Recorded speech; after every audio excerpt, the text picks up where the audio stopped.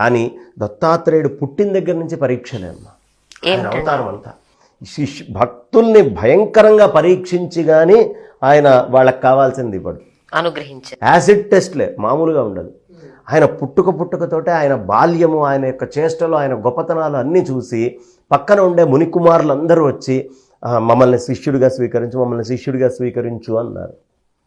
అది ఎప్పుడు మనం చెప్పుకుంటోంది కృతయుగ మాట. వెంటనే దత్తాత్రేయుడు ఏం చేశాడు, ఏం మాట్లాడకుండా ఆ ఎదురుగుండా ఒక మడుగు ఉంటే ఆ మడుగు లోపలికి వెళ్ళిపోయాడు. అసలు వీళ్ళు నా కోసం ఎంతసేపు ఎదురుండి చూస్తారు, నిజంగా నేను కావాలా, ఊరుకూరుకునే పైన నన్ను గురువుగా కావాలని అడుగుతున్నారా? వెంటనే దత్తాత్రేయుడు నీళ్లల్లోకి వెళ్ళాడు. వాళ్ళంతా ఆయన రూపానికి, ఆయన గాన మాధుర్యానికి, ఆయన మహిమలకి, ఆయన్ని చూసినటువంటి వాళ్ళు ఆయనే గురువు కావాలి అని అక్కడే కూర్చొని తపస్సుగా ఆయన కోసం ఎదురు చూస్తున్నారు. మడుగులోంచి 100 సంవత్సరాలు ఉన్నాడు ఆయన మడుగులో.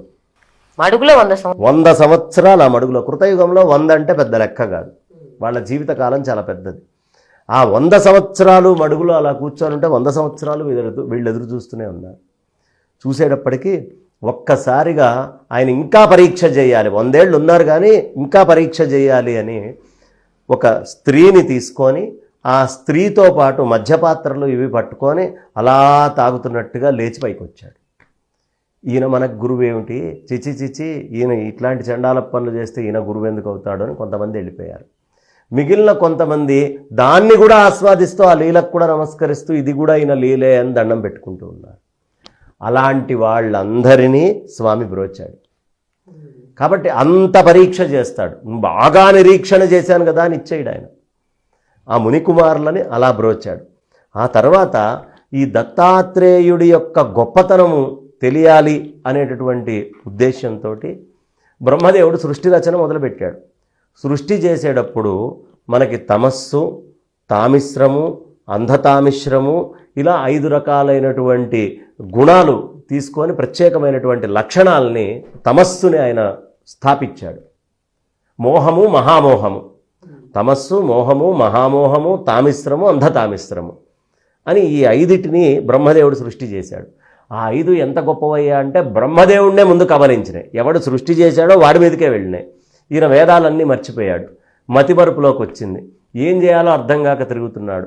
పెద్దవాళ్ల యొక్క అనుగ్రహం మేరకు నారదముని వీళ్ళందరూ చెబితే ఆయన అప్పుడు సహ్యాద్రి పర్వతాలకు వచ్చి రేణుకాదేవిని దర్శనం చేసుకొని ఇక్కడ దత్తాత్రేయుడిని గనక ఆశ్రయిస్తే మళ్ళీ నాకు తిరిగి వస్తాయి అని ఆ రేణుకాదేవి అనుగ్రహించి దత్తాత్రేయుడిని చూపించింది. దత్తాత్రేయుడు దగ్గరికి వెళ్ళి ప్రార్థన చేయంగానే ఆయనలోంచి అనఘాదేవి బయటికి వచ్చి ఆ అనఘాదేవి ఈవిడే ఉపనిషత్ సారము, ఈవిడే వేదస్వరూపము అని ఆవిడ యొక్క గొప్పతనాలు, విమల, ఆకర్షిణి ఇట్లాంటి విద్యలన్నీ కూడా ఈ తల్లే అని చెబితే ఆ తల్లిలోంచి విద్యలన్నీ రేణుకకి వెళ్ళటం, రేణుకాదేవికి నమస్కారం చేస్తే బ్రహ్మదేవుడికి మళ్ళీ పాత విషయాలన్నీ గుర్తొచ్చినాయి. ఇలా చాలా అద్భుతంగా ఉంటుంది దత్తాత్రేయుడి యొక్క లీలలన్నీ కూడా. అలాగే జంభాసుర వధ కానీ, ఇంద్రుడు జంభాసురుణ్ణి చంపింది, కార్తవీర్యార్జునుని యొక్క ఉద్ధారణ కానీ, పరశురాముడికి గురువుగా ఉన్నారు దత్తాత్రేయ స్వామి వారు. పరశురాముడికి కూడా రకరకాల బోధలు చేశారు. దాన్నే త్రిపుర రహస్య జ్ఞానఖండ సారము అనే ఒక పుస్తకం దొరుకుతుంది. ఈ అద్భుతమైనటువంటి కార్యక్రమాలు దత్తాత్రేయుల వారు అనేక మందిని బ్రోచారు, రకరకాలుగా బ్రోచారు. అసలు ఒక విధానం కాదు ఆయనది. విశేషమైన పరీక్ష చేస్తారు. ఒక్కసారి స్వామి అనుగ్రహించాక మళ్ళీ వాడు మాయలోకి పోవడం అనేది దుర్లభం. అంత పరీక్ష ఉంటుంది, కానీ అంత తేలిగ్గా బ్రోచి బయటపడేస్తారు.